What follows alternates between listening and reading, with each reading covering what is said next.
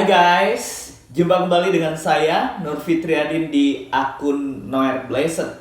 Kiranya melalui video yang diunggah oleh akun ini boleh menjadi berkat bagi setiap kita. Terus dukung perkembangan akun ini dengan cara like, comment, share, and subscribe supaya akun ini boleh berkembang untuk kemuliaan Tuhan.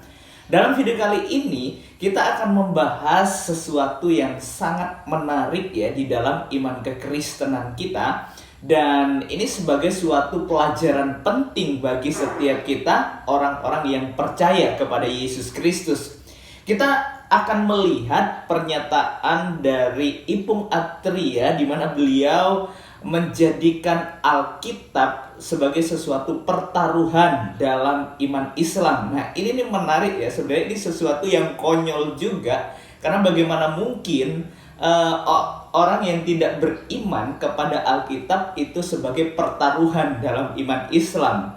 Ya, sebelum kita jauh membahas bagian ini, saya mengajak kita untuk memperhatikan video berikut ini. Kita bisa jadikan ini sebagai pertaruhan keimanan hingga nanti di akhirat. Garis besarnya begini, jikalau Bible ini nanti di akhirat ternyata Tuhan memutuskan menyatakan bahwa ini ternyata adalah salah, berarti orang Kristen dan Katolik masuk neraka, orang Islam masuk surga. Jikalau ternyata di akhirat ini Tuhan menyatakan bahwa Bible ini ternyata benar, maka kesimpulannya orang Kristen masuk surga. Orang Kristen tetap masuk neraka. Orang Islam tetap masuk surga. Karena apa? Karena yang menjalankan syariat perintah Bible ini justru mayoritas orang Islam. Orang Kristen sama sekali banyak hal yang tidak dikerjakan, bahkan mengingkari.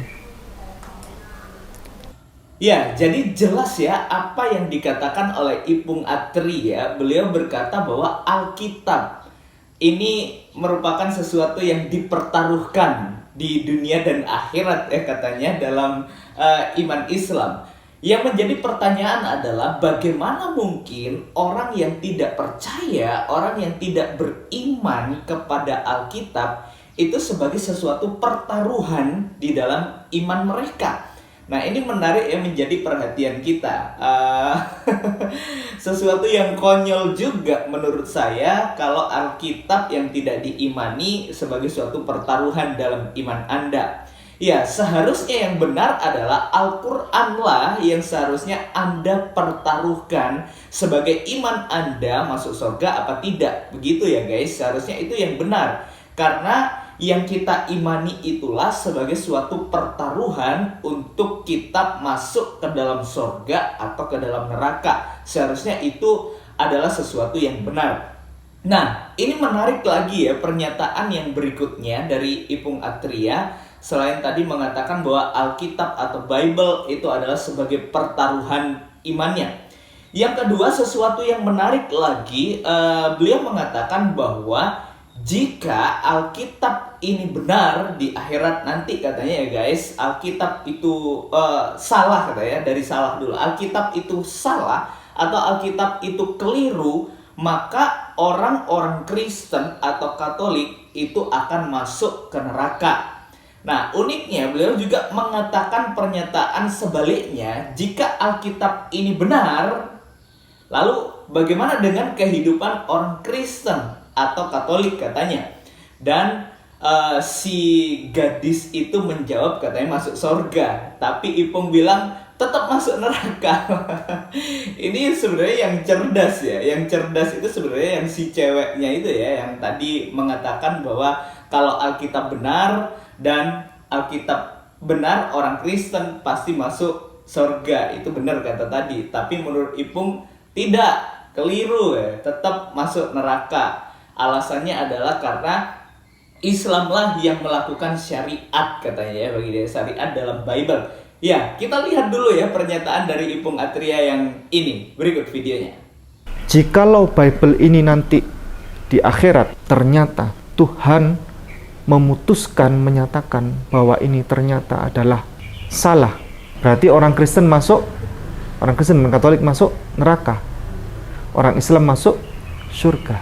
Jikalau ternyata di akhirat ini Tuhan menyatakan bahwa Bible ini ternyata benar, maka kesimpulannya orang Kristen masuk surga.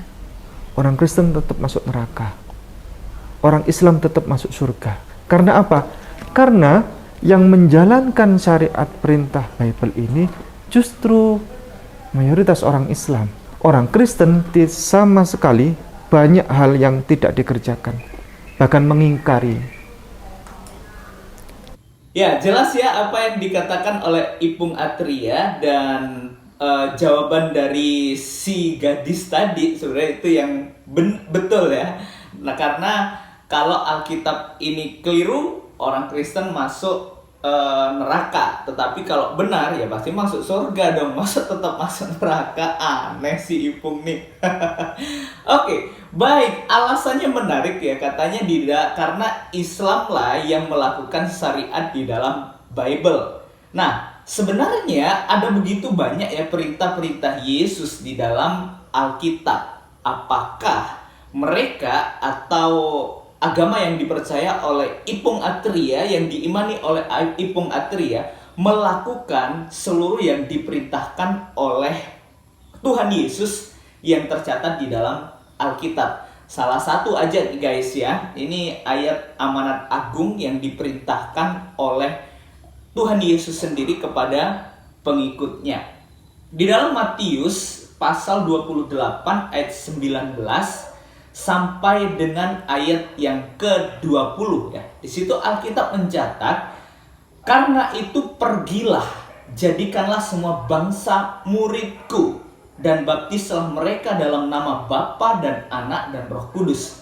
Dan ajarlah mereka melakukan segala sesuatu yang telah kuperintahkan kepadamu, dan ketahuilah, aku menyertai kamu senantiasa sampai kepada akhir zaman. Ini menarik ya, sebenarnya perintah dari Yesus sendiri bahwa jadikanlah semua bangsa muridku. Berarti Yesus memerintahkan kepada pengikutnya untuk melaksanakan amanat agung ini. Jadikanlah semua bangsa muridnya Yesus, bukan murid Muhammad. Anda murid Muhammad kan? Jadi saya rasa tidak ada di dalam Alkitab yang mengajarkan untuk menjadi murid Muhammad ya. Tetapi Alkitab jelas di sini mengatakan bahwa jadikanlah semua bangsa murid Yesus dan baptislah mereka dalam nama Bapa dan Anak dan Roh Kudus. Memangnya Anda membaptis, bukan wudhu loh ya. Wudhu udah saya jelaskan dalam video yang sebelumnya bahwa wudhu itu bukan baptis ya. Itu aneh kalau dikatakan bahwa wudhu itu disamakan dengan baptisan. Nah, dan ajarlah mereka melakukan segala sesuatu yang telah kuperintahkan kepadamu, dan ketahuilah aku menyertai kamu senantiasa sampai kepada akhir zaman. Jadi sangat jelas sebenarnya apa yang dikatakan oleh Bible ya. Di sini apa yang dikatakan oleh Alkitab ini merupakan salah satu yang saya sebutkan ya. Dan tentunya masih ada begitu banyak ayat-ayat lain perintah Yesus bagi murid-muridnya, yaitu sebenarnya untuk memberitakan kabar baik. Jadi jelas ya guys di sini kalau Alkitab ini jelas menunjukkan jaminan kepastian akan kehidupan yang kekal bagi setiap kita yang percaya ya. Dalam Yohanes 14 ayat yang ke-6 itu juga sangat jelas, dan ini juga merupakan ayat pertobatan saya untuk percaya kepada Yesus Kristus. Kata Yesus kepadanya, akulah jalan, kebenaran dan hidup. Tidak ada seorang pun yang datang kepada Bapa kalau tidak melalui aku, yaitu melalui Yesus Kristus. Pertanyaan saya, adakah seorang nabi, adakah seorang tokoh Alkitab yang berani mengatakan aku jalan, kebenaran dan hidup? Saya rasa tidak ada selain daripada Yesus Kristus yang memberikan jaminan kepastian akan kehidupan yang kekal. Oke guys, sebab itu jangan malu untuk murtad dan percayalah kepada Yesus Kristus jika Anda ingin mendapatkan kehidupan yang kekal, sebagaimana janji Allah kepada setiap kita yang percaya kepada Dia. Kiranya video ini boleh jadi berkat bagi setiap kita. Tuhan Yesus memberkati kita. God be with you.